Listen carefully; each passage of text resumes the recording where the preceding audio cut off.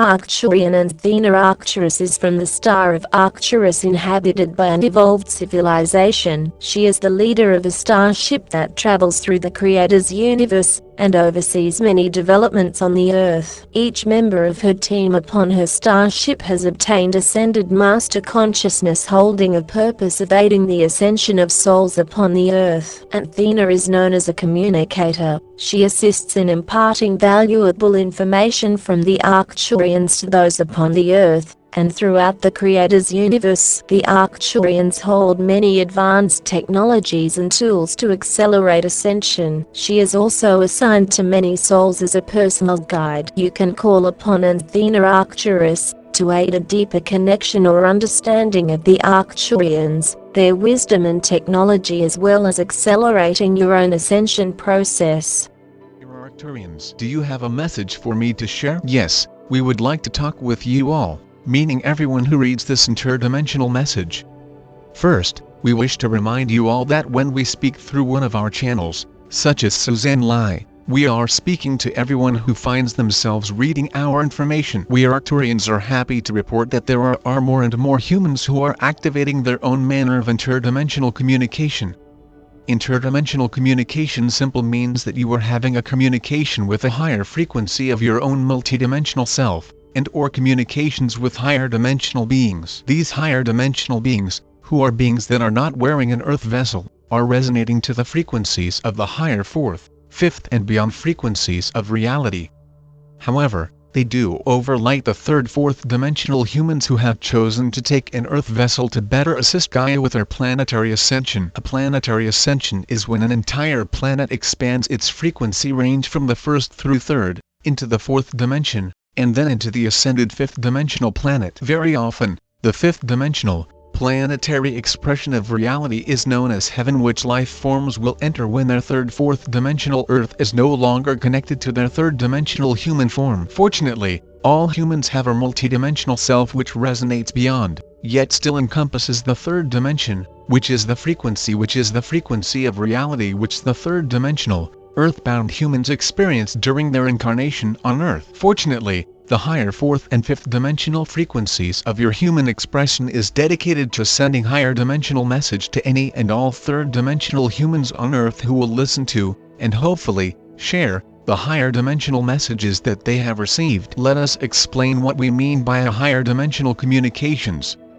A higher dimensional communication is one that forms a bridge between the third dimensional human self and their fifth dimensional higher self. If the earthbound human has chosen to acknowledge this innate, yet often unused, component of themselves, they will begin to remember their other incarnations, their life on their starship, and the adventures and experiences of a fifth dimensional reality. If a human does remember these important components of themselves and chooses to establish a daily communication with this higher dimensional component of their own multidimensional self, they will also begin to remember the higher fourth and fifth dimensional experiences that they are experiencing. These experiences are often called dreams, daydreams, and/or imagination.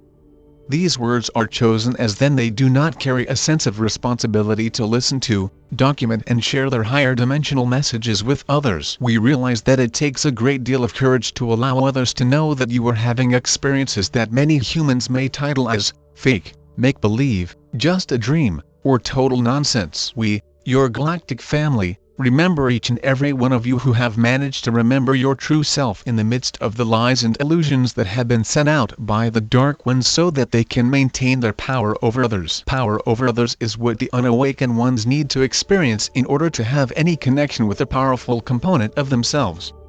However, these lost ones do not realize that they need to have power over others because they cannot find and live within their own inner power. When one has found their own inner power, they have no need at all to have power over, because the experience of having inner power will not allow you to try to have power over. In fact, if inner power is used to have power over, that inner power will be lost. The reason why one inner power becomes lost by using it for power over is that their consciousness will no longer resonate to the higher fourth and fifth dimension when one must uses their inner power as a means to express their inner power. Inner power is a higher fourth and fifth dimensional frequency of expression. If one uses their inner power to have power over others, their inner power will be replaced by selfish power. Selfish power is when one keeps their power inside to only be used for themselves. However, these selfish ones do not realize that power needs to give to others, and not to be saved for one's own self. Real power acknowledges that all of Gaia beings, such as plants, waters, skies, air, etc. need to be cared for and respected. Real power means that humans want to use their inner power to keep the skies clear, the water pure, the earth free of the poisons that are used to help things grow even though it may destroy the earth. Unfortunately, those who use whatever power they have to gain power over others are working against the one rather than with the one.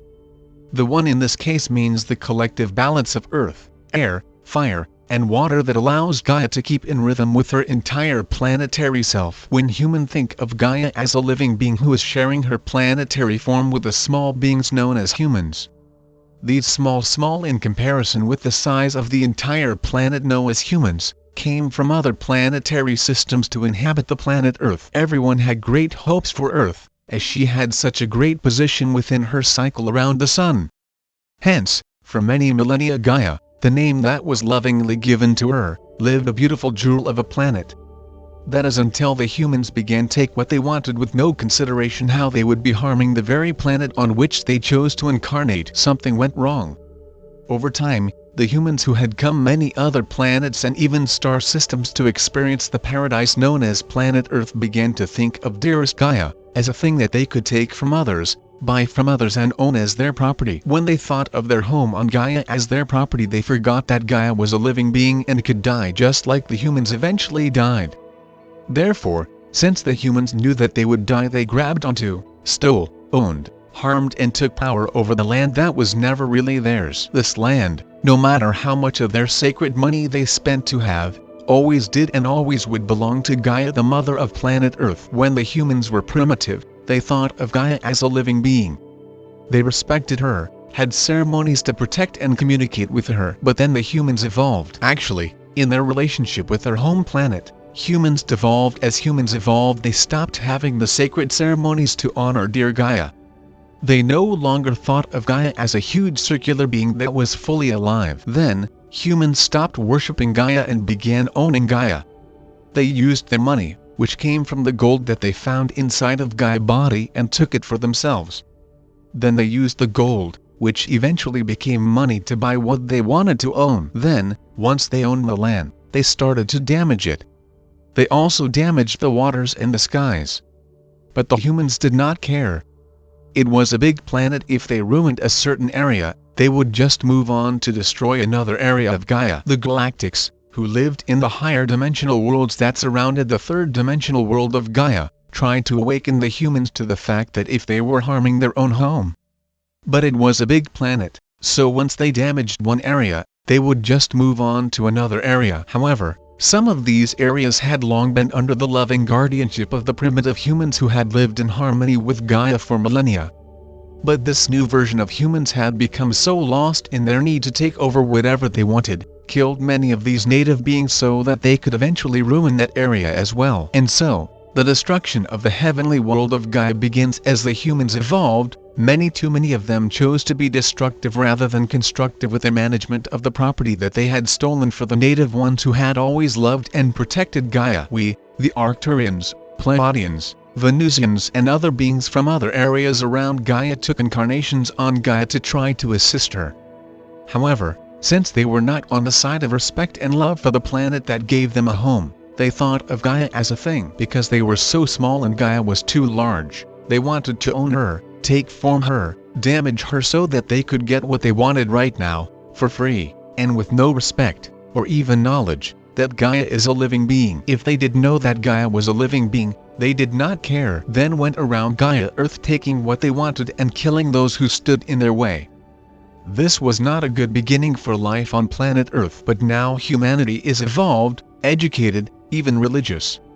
However, have they changed their attitude towards the planet Gaia that had given them a home? The answer to that question is hard to find, as many will say they care for their planet, but what do they do to take care of their planet? This is a question that those who love Gaia know the answer, and those who do not care about Gaia will not care to answer the question. They are too busy making money so that they can do more things that end up harming Gaia. When will humanity realize that Gaia needs them now? Contact your own higher self to answer that question. Blessings from the